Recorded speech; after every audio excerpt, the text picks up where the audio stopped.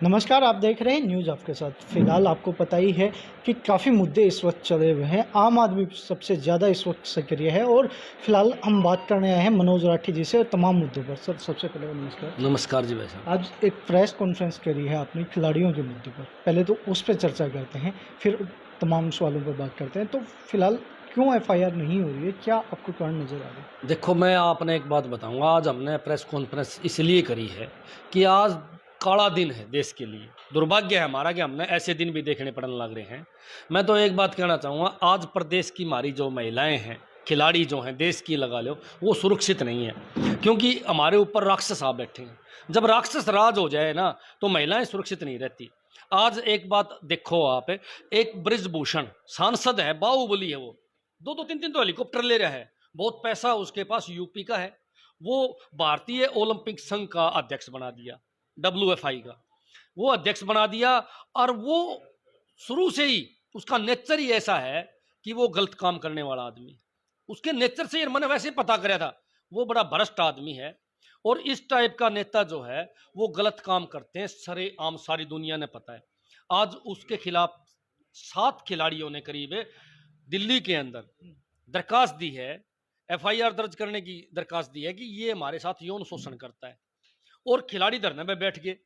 कुछ लोग बोले बोले जी ये तो है ना, इसलिए धरने पे बैठ गए कि ये इनका ट्रायल ट्रायल को नहीं बेस पर ओलंपिक भेजो डायरेक्ट। अरे वो तो 4-5 खिलाड़ी बैठे हैं वहां, 7 खिलाड़ियों ने दरखास्त भी दे रखी है।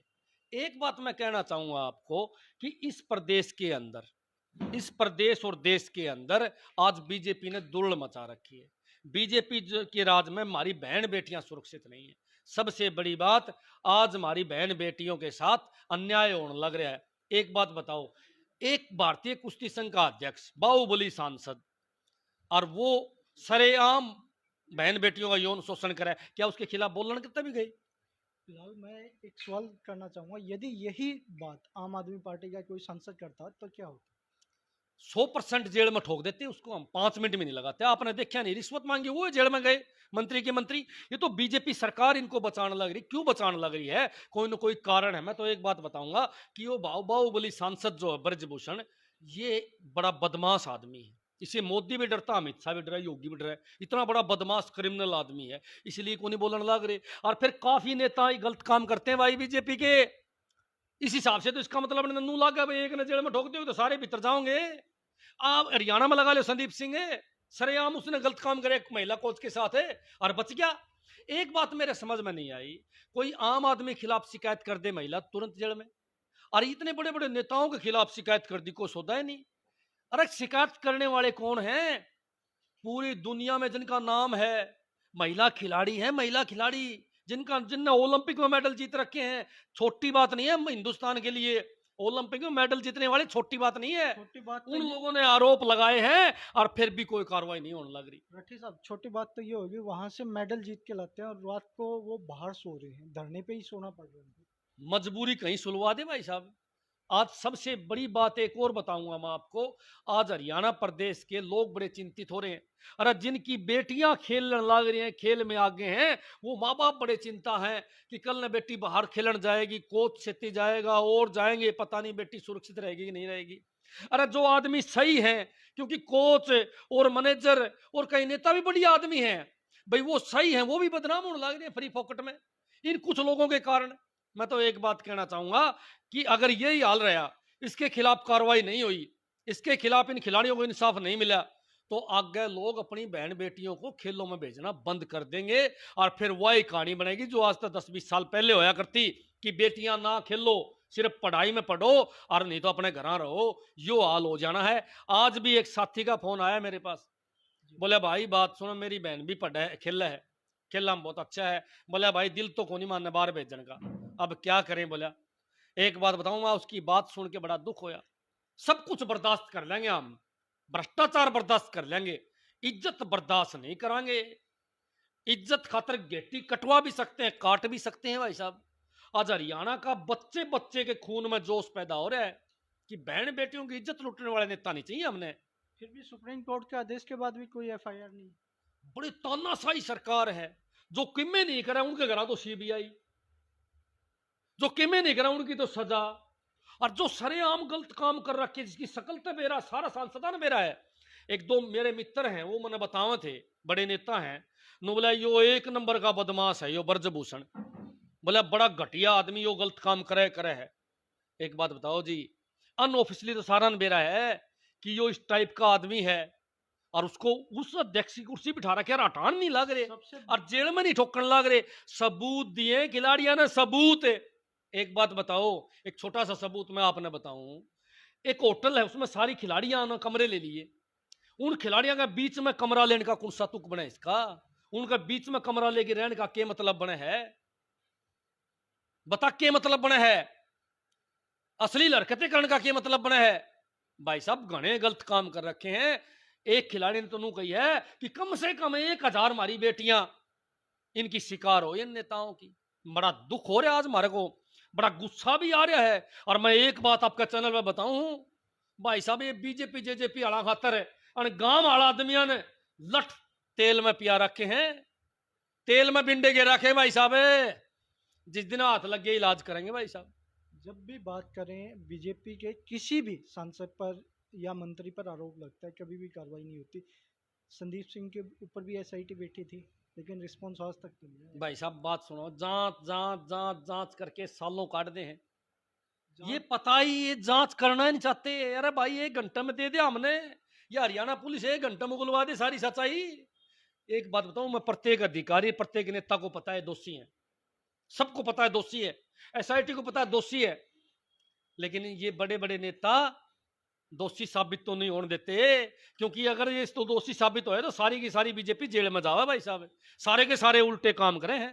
बीजेपी की नेत्री है एक फोगाट, तो वो कहती हैं कि एसआईटी में वो भी थी, जो कमेटी बनाई गई थी, उन्हें रिपोर्ट देने तक नहीं दी गई। जब वो रिपोर्ट पढ़ रही थी तो उनके हाथ से खोसी गई, और वो अकेले के खिलाफ है। खोसली ने रिपोर्ट है।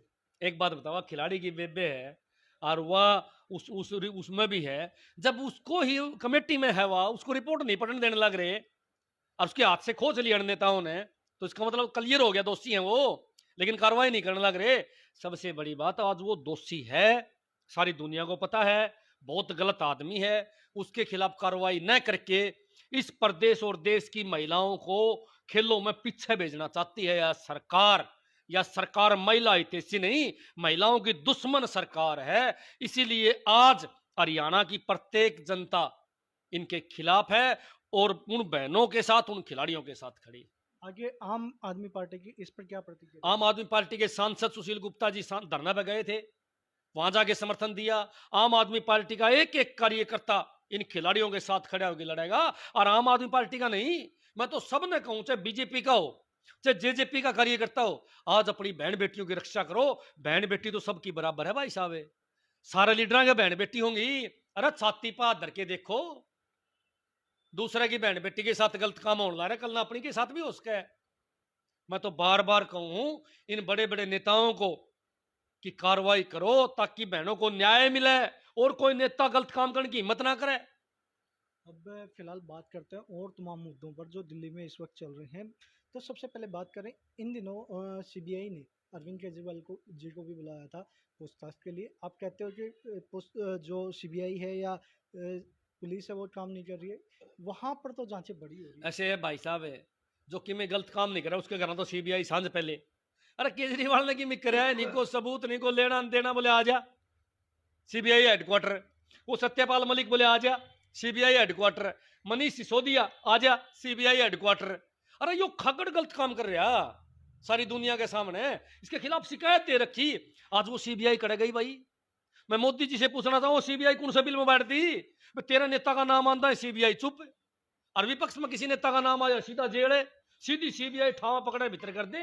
मैं तो एक बात कहना चाहूंगा कि यह जनता जो है यह सब समझे, सब समझे।